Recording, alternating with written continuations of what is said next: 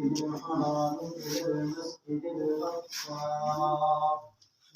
وقال النبي صلى الله عليه وسلم أنا رحمة مهداة. صدق الله وصدق رسوله النبي الكريم، ونحن على ذلك لمن الشاهدين والشاكرين، والحمد لله رب العالمين. دنیا کی کتابوں میں قرآن چمکتا ہے، دنیا کی کتابوں میں قرآن چمکتا ہے. عادت جو بنائے اس قرآن کی تلاوت کی، اللہ کی نظروں میں وہ انسان چمکتا ہے. ہونا کیوں ممتاز اسلام دنیا بھر کے دینوں میں، وہاں مذہب کتابوں میں، یہاں قرآن سینوں میں. صدق اللہ وصدق رسوله النبي الكريم، ونحن على ذلك لمن الشاهدين والشاكرين، والحمد لله رب العالمين. اللهم صل على محمد وعلى آل محمد كما صليت على إبراهيم وعلى آل إبراهيم إنك حميد مجيد. اللهم بارك على محمد وعلى آل محمد كما باركت على إبراهيم وعلى آل إبراهيم إنك حميد مجيد. آج 2 شعبان المعظم ہے. اس چند دن قبل میرے محبوب دو جہاں آمنہ کے در یتیم عبداللہ کے منظور نظر محمد رسول اللہ صلی اللہ علیہ وسلم کو اللہ نے معراج کروائی، اور پھر رمضان المبارک جیسا مقدس مہینہ بھی ہم پر سایہ فگن ہے. تو اللہ رب العزت سے دعا ہے کہ اللہ رب العزت ہمیں ان لمحات کی اور آنے والے رمضان کی قدر کرنے والا بنائے. تو معراج کے حوالے سے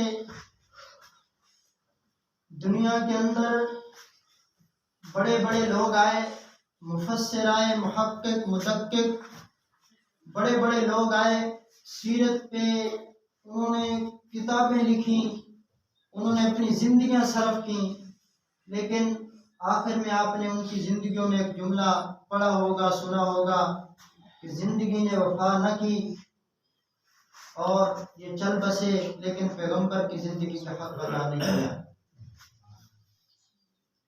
اور پیغمبر وہ عظیم ہستی ہیں، اللہ کے وہ محبوب پیغمبر کہ اللہ نے سارے انبیاء کو کتابیں دیں. اللہ نے فرمایا داؤد تو اپنے عبادت خانے میں بیٹھ، تجھے کتاب وہاں عطا کروں گا. عیسیٰ کی باری آئی، عیسیٰ تو اپنے کنیسے میں بیٹھ، تجھے کتاب وہاں عطا کروں گا. موسیٰ تو اپنے عبادت خانے میں بیٹھ، کتاب وہاں عطا کروں گا. ابراہیم تجھے صحیفہ ملے گا تو اپنی عبادت خانے میں بیٹھ، وہاں تجھے صحیفہ ملے گا. لیکن میں قربان جاؤں، کیسا عظیم پیغمبر اللہ نے دیا. اللہ نے اپنے محبوب کو اتنا عظیم بنایا.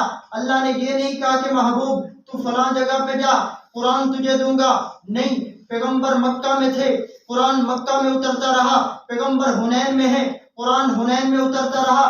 قرآن حدیبیہ میں ہے تو نبی علیہ السلام بھی وہاں ہے. اگر میرے پیغمبر بدر میں ہے، قرآن بدر میں اتر رہا. تو میرے پیغمبر اگر صلح حدیبیہ کے موقع ہے، قرآن وہاں اتر رہا. الغرض جہاں جہاں میرے پیغمبر گئے، قرآن وہاں وہاں اترتا رہا. حتیٰ کہ اگر میرے پیغمبر امی عائشہ کے بستر پر تھے تو قرآن وہاں اترتا رہا. اللہ نے میرے پیغمبر کو اتنا عظیم بنایا. میں نے ایک عجیب بات پڑھی، اللہ کا قرآن کہتا ہے وَرَفَعْنَا لَكَ ذِكْرَكَ، محبوب ہم نے تیرا ذکر بلند کیا. ابھی اس کے لیے کافی لفظ تھا وَرَفَعْنَا ذِكْرَكَ، اللہ ہم نے تیرا ذکر بلند کیا. میں نے اللہ سے پوچھا تخیلات کے اندر، اللہ یہ لکا کیا ہے؟ اللہ نے کہا کہ محبوب جہاں جہاں میرا ذکر ہوگا وہاں وہاں تیرا ذکر ہوگا، تشہد میں میرا ذکر تو تشہد میں تیرا ذکر، درود میں میرا ذکر درود میں تیرا ذکر، اذانوں میں میرا ذکر تو اذان میں تیرا ذکر۔ اذان دنیا کے اندر ایک لمحہ بھی ایسا خالی نہیں ہے کہ جہاں پاکستان کے اندر یا پوری دنیا کے اندر اذان نہ ہوتی ہو۔ سب سے پہلے فجر کی اذان کا وقت مشرقی دنیا فجی کے اندر شروع ہوتا ہے، وہاں اذان ختم نہیں ہوتی۔ نیوزی لینڈ کے اندر فجر کی اذان شروع ہو جاتی ہے، وہاں بھی اذان کا وقت ختم نہیں ہوتا۔ آسٹریلیا کے اندر فجر کی اذان کا وقت شروع ہو جاتا ہے، 3 گھنٹے تک آسٹریلیا کے اندر فجر کی اذان ہوتی رہتی ہے، ابھی وہاں اذان کا وقت ختم نہیں ہوتا۔ بنولئی کے اندر فجر کی اذان شروع ہو جاتی ہے، وہاں بھی وقت ختم نہیں ہوا۔ ملیشیا کے اندر وہاں بھی اذانیں چل رہی ہیں، انڈونیشیا کے اندر، پھر برما کے اندر، پھر وہاں سے ختم ہوتی نہیں، پھر بنگلہ دیش کے اندر، پھر انڈیا کے اندر فجر کی اذانیں شروع ہو جاتی ہیں۔ 3 گھنٹے تک پورے انڈیا کے اندر فجر کی اذان کی آواز، صداؤں میں اللہ اکبر کی آواز گونج رہی ہوتی ہے۔ تو ادھر پھر پاکستان کے اندر فجر کی اذان کا وقت ہوتا ہے، سب سے پہلے پشاور کے اندر فجر کی اذان، پھر اسلام آباد آ جاؤ، پھر اس کے بعد لاہور کے اندر، لاہور کے بعد پھر فیصل آباد، فیصل آباد سے ملتان، پھر کراچی، پشاور سے کراچی تک فجر کی نماز کا آدھے گھنٹے کا فرق ہے۔ پاکستان میں ابھی فجر کی اذان ختم نہیں ہوتی، ادھر سعودی عرب سے فجر کی اذان کی آواز گونجنے لگتی ہے، پھر وہاں ختم نہیں ہوتی۔ دبئی کے اندر فجر کی اذان شروع ہو جاتی ہے، جہاں ابھی فجر کی اذان ختم نہیں ہوتی، وہ ادھر فجی کے اندر مشرقی دنیا کے اندر ظہر کی اذان شروع ہوئی، ادھر ظہر کی اذان شروع ہوتے ہوتے دبئی کے اندر ابھی ختم نہیں ہوتی، ادھر سے عصر کی شروع، ادھر عصر کی ختم نہیں، ادھر سے مغرب کی شروع، ادھر مغرب کی ختم نہیں ہوتی، ادھر عشاء کی اذان شروع ہو جاتی ہے۔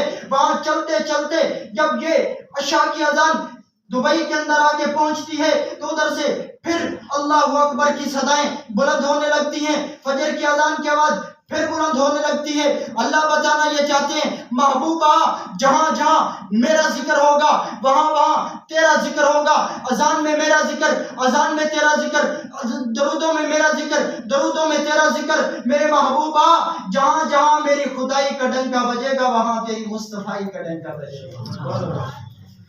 اللہ نے میرے پیغمبر کو اتنا عظیم بنایا، اور پھر اللہ نے میرے پیغمبر کو جو کچھ بھی دیا نا اعلیٰ دیا۔ اللہ نے جو قرآن دیا میرے پیغمبر کو وہ کتنا اعلیٰ ہوگا۔ میرے محبوب علیہ الصلوۃ والسلام نے فرمایا کہ میرے امتیوں اقرأوا القرآن فإنه شفیع لأصحابہ۔ میرے پیغمبر نے فرمایا اے میرے صحابیوں، اے میرے امتیوں، قرآن پڑھا کرو، کیونکہ یہ قرآن اپنے پڑھنے والوں کے کل قیامت کے دن شفاعت کرے گا۔ اور حضور نے ایک عجیب جملہ فرمایا، حضور کو پتا تھا میرے امتی ایسے بھی ہوں گے جن کو قرآن پڑھنا نہیں آتا ہوگا۔ اب دل کے کانوں سے یہ بات سنیے، پیغمبر علیہ الصلوۃ والسلام نے فرمایا والذی یقرأ القرآن ویتتعتع فیہ وہو علیہ شاق فلہ اجران۔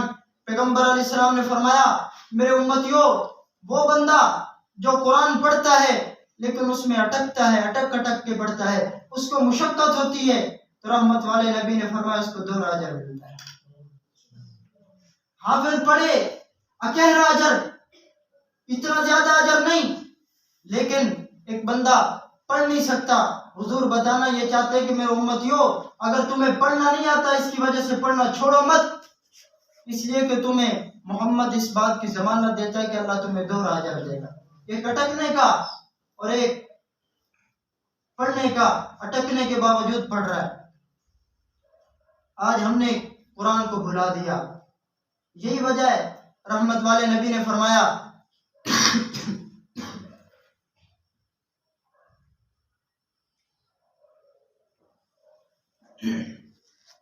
رحمت والے نبی صلی اللہ علیہ وسلم نے فرمایا کہ جس گھر میں قرآن پڑھا جاتا ہے اس گھر کے اندر بھلائیاں بڑھتی جاتی ہیں، اور وخرجت منہ الشیاطین وحضرت الملائکہ، کہ اس گھر کے اندر شیاطین اور جنات نکل جاتے ہیں اور رحمت والے فرشتے اس گھر میں داخل ہو جاتے ہیں۔ والبیت الذی لا یتلی فیہ کتاب اللہ، اللہ کے نبی نے فرمایا کہ جس گھر کے اندر قرآن نہ پڑھا جائے حضور نے فرمایا وہ گھر ذاق بیاہلہ، اپنے گھر والوں پہ تنگ ہو جاتا ہے، اس گھر میں لڑائیاں شروع ہو جاتی ہیں، فساد شروع ہو جاتے ہیں، وہ ان کو زندگی کا سکون میسر نہیں ہوتا۔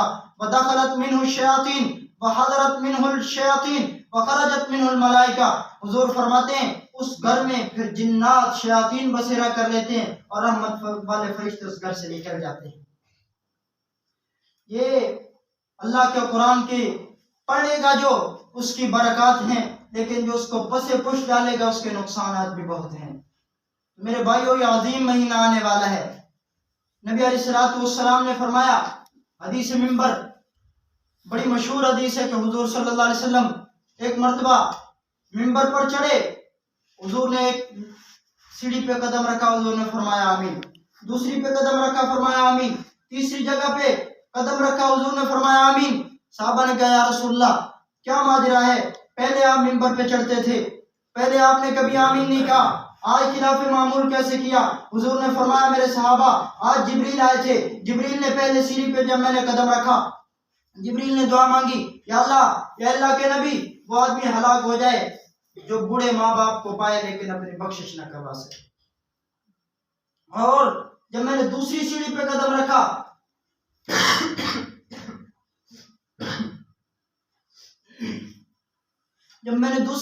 قدم رکھا تو جبریل علیہ السلام نے دعا کی، یا رسول اللہ وہ آدمی ہلاک ہو جائے جو تیرا نام اسم گرامی محمد رسول اللہ صلی اللہ علیہ وسلم سنے لیکن آپ پر درود نہ پڑے۔ حضور نے فرمایا میں کہا آمین۔ اور جب میں نے تیسری سیڑھی پہ قدم رکھا تو فرشتہ آیا، جبریل نے کہا یا رسول اللہ وہ آدمی بھی ہلاک ہو جائے جو رمضان کا مہینہ پائے لیکن اپنی بخشش نہ کروا سکے۔ حضور نے اتنی سخت بد دعائیں فرمائیں۔ اور میرے بھائیوں، جس دعا پہ آمین کہنے والے آمنہ کے لال ہوں، سید الانبیاء ہوں، فخر الانبیاء ہوں، سلطان الانبیاء ہوں، اور دعا کرنے والے امام الملائکہ فرشتوں کے سردار ہوں، تو اس دعا کی قبولیت پہ شک کیا رہ جائے گا؟ اس آدمی کی بربادی اور تباہی میں شک کیا رہ جائے گا؟ حضور نے فرمایا اپنے ماں باپ کو بڑھا پاؤ، یہ مطلب نہیں کہ نوجوان ہو تو ان کو تنگ کرو، نہیں، اگر بوڑھے ماں باپ ہوں پھر بھی جنت نہ پا سکا تو اس پہ افسوس ہے۔ جوانی کی عمر میں اتنی ضرورت نہیں ہوتی، ہاں اس وقت بھی کرو غنیمت ہے، لیکن جب بوڑھے ہو جائیں حضور نے فرمایا ان کی قدر کرو اور میرا نام سنو، مجھ پہ درود پڑھو، رمضان کا مہینہ آئے اپنی بخشش کرواؤ۔ کیوں کہ یہ حضور نے فرمایا کہ رمضان کے مہینے کے اندر اللہ کی رحمت اس طرح برستی ہے جس طرح موسلادھار بارش برستی ہے۔ سارے سال کے اندر اللہ کی رحمت کا ایک قطرہ برستا ہے، لیکن ایک رمضان کے اندر اللہ کی رحمت موسلادھار بارش کی طرح برستی ہے۔ تو میرے بھائیوں، ہم دنیا کے اندر ہمیشہ نہیں رہنا، ہم نے چلے جانا ہے، تو اس کے لیے ہم مرنے کی تیاری کر لیں، نبی علیہ الصلوۃ والسلام کی تعلیمات پر عمل کریں، 5 وقت کی نماز پڑھیں، قرآن کو سینے سے لگائیں، اسے پڑھیں، قرآن کیا کہتا ہے اور اس کے مفاہیم کیا ہیں اس کو سمجھنا، یہ میرے بھائیوں ہر بندے کی ذمہ داری ہے۔ اگر نہیں آتا پھر آپ علماء سے پوچھیں اس کا مطلب کیا ہے، اس ہر زندگی کے ہر شعبے کے بارے میں علماء سے رہنمائی لینا، علماء سے پوچھ کے چلنا۔ یہ آج کل کے سب سے بڑا المیہ یہ ہے کہ ہمیں کچھ آتا نہیں لیکن ہم خود سے قرآن کی تفسیر کرنا شروع کر دیتے ہیں، احادیث کا خود سے مطلب نکالنا شروع کر دیتے ہیں۔ میرے بھائیو یاد رکھو، اللہ کے نبی نے فرمایا کہ اللہ نے کتابیں صرف 4 بھیجی ہیں، اگر صحیفوں کو ملایا جائے تو اللہ نے صحیفے تقریباً 111 بھیجے ہیں، لیکن جو انبیاء اللہ نے بھیجے وہ 1,24,000 بھیجے ہیں۔ اگر کتاب کو آدمی خود سے پڑھ لیتا تو کتابیں اللہ زیادہ بھیج دیتا۔ اس لیے احادیث کو آپ کو بڑے لوگ بیان کریں گے، صرف احادیث دکھا دیں گے، آپ کو قرآن دکھا دیں گے، لیکن نہیں، آپ علماء سے پوچھ کر اور ہر طرح کی باتیں، جتنی بھی باتیں ہوں جس طرح کی ہوں، آپ علماء سے پوچھیں اس حدیث کا مطلب کیا ہے، تو اللہ ہمیں قرآن مجید کو اور احادیث رسول اللہ کو سمجھنے کی اور آخرت کی تیاری کرنے کی توفیق عطا فرمائے۔ وآخر دعوانا الحمدللہ رب العالمین۔